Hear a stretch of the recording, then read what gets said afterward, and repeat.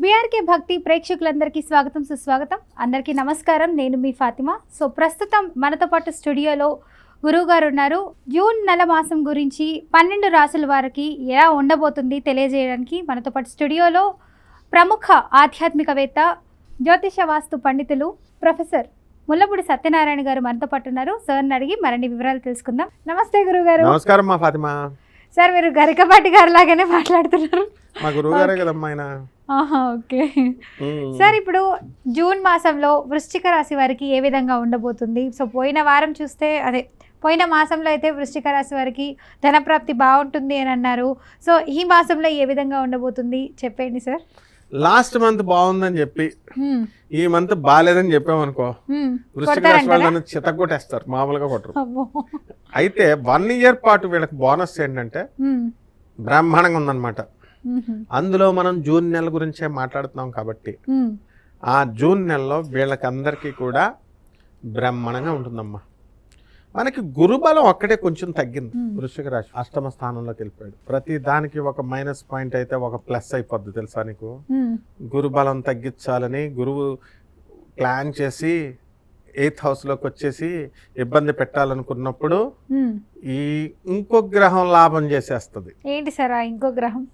ఇప్పుడు గురుగ్రహం అలా చేయడం వల్ల మనకి అప్పులు బ్రహ్మాండంగా వస్తాయి.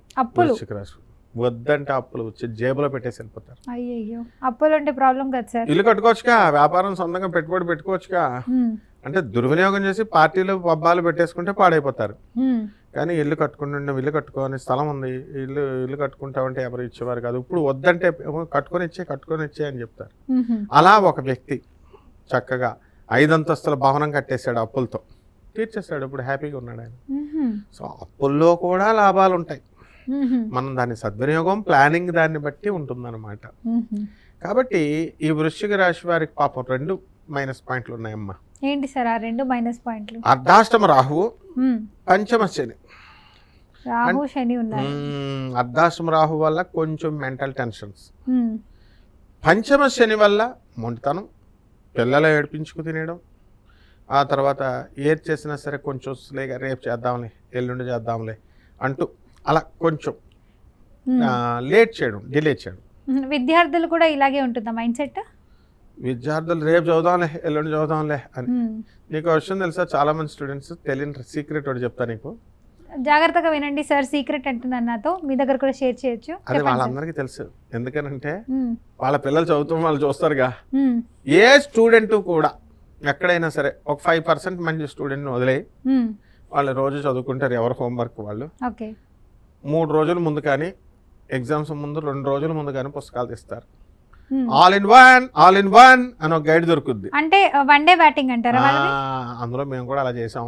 బుద్ధి వచ్చింది అనమాట మాకు. ఇంగ్లీష్ ఎగ్జామ్ అలాగా చేస్తే నేనేమనుకున్నాను, చిన్నప్పటి నుంచి ఇంగ్లీష్ మీడియం స్కూల్ స్టూడెంటే కదా, ఇంగ్లీష్ రాసేద్దాం అని 1 డే ముందు కొన్నాం.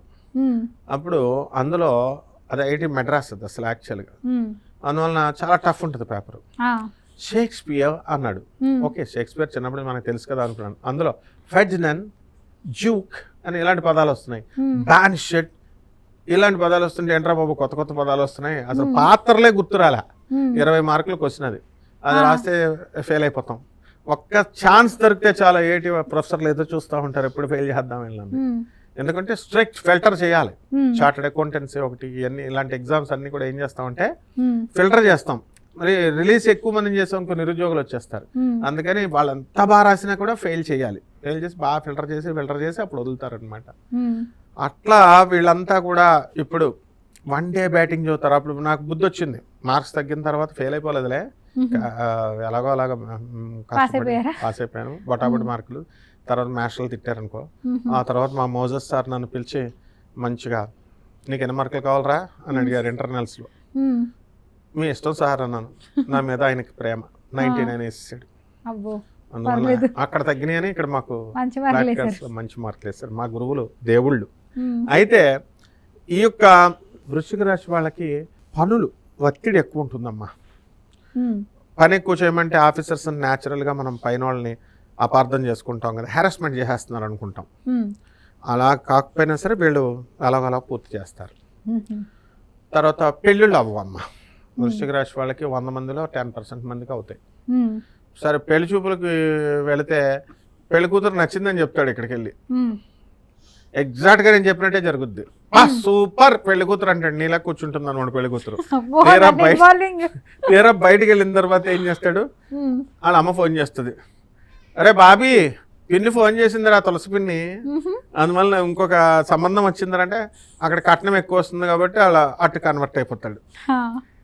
అటు కన్వర్ట్ అయిపోతే వాళ్ళు ఏమంటారు, మేము సింగపూర్లో ఉన్నాం వద్దులే నీకు ఇక్కడ పో అని వాళ్ళు దొబ్బేయమంటారు. అప్పుడు మళ్ళీ నీ దగ్గరకు వస్తారు. ఈ టైపులో బ్యాటింగ్ బాలింగ్ అన్నట్టు ఈ యొక్క వృశ్చిక రాశి వాళ్ళంతా కూడా ఉంటుంది. కాబట్టి వివాహాలు కొంచెం జాగ్రత్తగా ఆచితూచి చేసుకోవాలా. అండ్ ఆడపిల్లలకి మనం ఏంటంటే వాళ్ళు అలా కాదని వెళ్ళిపోయినా కూడా ఏం బాధపడద్దు, డిప్రెషన్కి సెన్సిటివ్గా ఉండొద్దు. మీరు వాళ్ళకంటే డబుల్ స్ట్రాంగ్ ఉండండి, ఏ ప్రాబ్లం ఉండదు. సో ఆడపిల్లలు అయితే జాగ్రత్తగా ఉండండి వృశ్చిక రాశి వాళ్ళు. సో ఎలాంటి ప్రాబ్లం లేదు, మానసికంగా చాలా స్ట్రాంగ్ గా ఉండాలి. గవర్నమెంట్ కాఫీ తాగితే సరిపోద్దు, వాళ్ళు గవర్నమెంట్ డబుల్ స్ట్రాంగ్ అయిపోతారు. ఓకే, సో ఇది కాకపోతే ఇంకొక మంచి సంబంధం వస్తుంది. ఇదే ఒకటి అని కాదు. అలెగ్జాండర్ ఎన్నిసార్లు వెళ్ళాడమ్మా ప్రపంచ విజేత? 16 సార్లు యుద్ధం చేశారు, 17వ సారి విజేత. అలా కృష్ణుడు నిలిచిపోయారు. అది మరి అందుకనే ఏ ఆడపిల్ల అయినా సరే నాకు ఫస్ట్ మ్యాచ్ అయిపోవాలా, నాకు ఫస్ట్ మ్యాచ్ అయిపోయి ఐఎమ్ వెరీ సెన్సిటివ్ అని అనుకోవాల్సిన కాలం కాదు ఇది. ఎందుకు సార్, ఒక బట్టలు కొనుక్కోవాలంటే 4-5 రకాలు చూస్తాం. సో ఇందులో ఇంకా జాగ్రత్తగా ఉండాలి. ఫాతిమా యు ఆర్ గ్రేట్ అమ్మా, గ్రేట్ అమ్మా. పెళ్లి కూతుర్లకి ఏం చెప్పావు.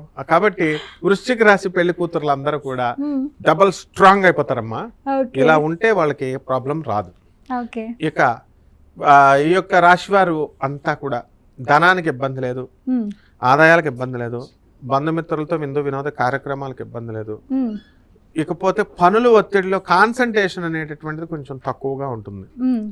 సో కొంచెం కాన్సన్ట్రేషన్ పెడితే సరిపోతుంది. అంటే గురువు కొంచెం డిస్టర్బ్ చేస్తూ ఉంటాడు అనమాట. అలాగే విద్యార్థులు కూడా చదువు మీద కాన్సన్ట్రేషన్ పెట్టుకుని వీళ్ళు జాగ్రత్తగా చదువుకుంటే సరిపోతుంది. రైతులు కూడా చాలా జాగ్రత్తగా చేయాలి బిజినెస్. అంటే వాళ్ళకు కూడా లవ్ ఫెయిల్యూర్స్ ఎక్కువ ఉంటాయంటారా? అరే రైతులే ఇప్పుడు లీడింగ్, రైతులు పంతుళ్ళు. ఇప్పుడు జనరేషన్ మారింది. ఇంతకుముందు software company, software engineers and doctors అంతకుముందు. ఇప్పుడు ట్రెండ్ మారింది. నా లవ్ అఫేర్స్ లో టాప్ లిస్ట్ లో ఉన్నది రైతులు, గుళ్ళో పంతుళ్ళు. ఎందుకంటే పిల్లల్ని ఇవ్వట్లేదు, రైతులకు ఇస్తున్నారులే పొలం ఉందని. కాకపోతే I want software, I want America, I want అని విదేశాలు అంటున్నారు కదా.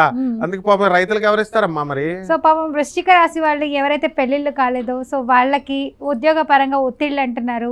సో డిప్రెషన్ వెళ్లకుండా డిప్రెషన్ లో ఉన్న వాళ్ళకి ఎలాంటి పరిహారాలు చేసుకుంటే మంచిది అంటారు, అది కూడా చెప్పండి గురుగారు. మనకి వృశ్చిక రాశి వాళ్ళకి గురుగ్రహం బాగుండడం లేదు.